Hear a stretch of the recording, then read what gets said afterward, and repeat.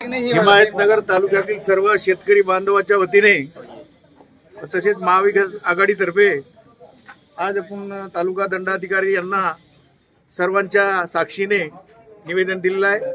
या सततच्या पावसामुळे आताच माझ्या अगोदरच्या वक्त्यांनी सांगितले की माझं तरी म्हणणं आहे की नदीकाठच्या लोकांना जे आता माने म्हणले 1 लाख रुपये प्रमाण पैसे भेटले पाहिजेत। आज 4 दिवस झाले त्यांचं सोयाबीन हे पाण्यात आहे आणि सोयाबीनवर 2-3 दिवस पाणी राहिले की सोयाबीन येत नाही। आपला तरी पूर येऊन गेला तरी सोयाबीन थोड्याफार प्रमाणात ते सोयाबीन येते। तरीही मी शासनाला परत तेच विनंती करतो की नांदेड जिल्ह्याचा महाराष्ट्रामध्ये पहिला नंबर म्हणलं तरी चालते आणि त्याच्यामध्ये हिमायतनगर आणि हदगाव यांना पुरेपूर मदत हे मिळाली पाहिजे।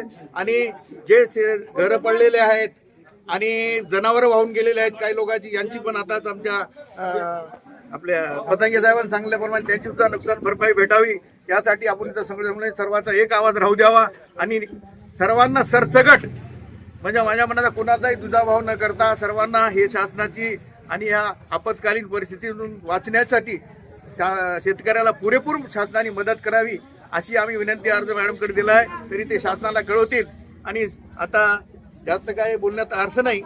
तर सर्वांना आता पुढची परिस्थिती सर्वे आल्यानं गावात पद्धतशीर आपण सर्वे करून घ्यावा। सरसकट म्हणलं तर वांदा मिटलं, नाही तर मग एखाद्या गरीबाचं राहू देऊ नका। सर्वात सरसकट करा म्हणून आपण कराय म्हणणार नाही, पण याच्यामध्ये यायचं काय निघते ते काय माहिती।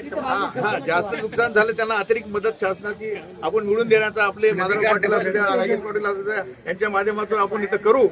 आणि सर्व इथं आल्याबद्दल सर्वांचे एकदा आभार मानून मी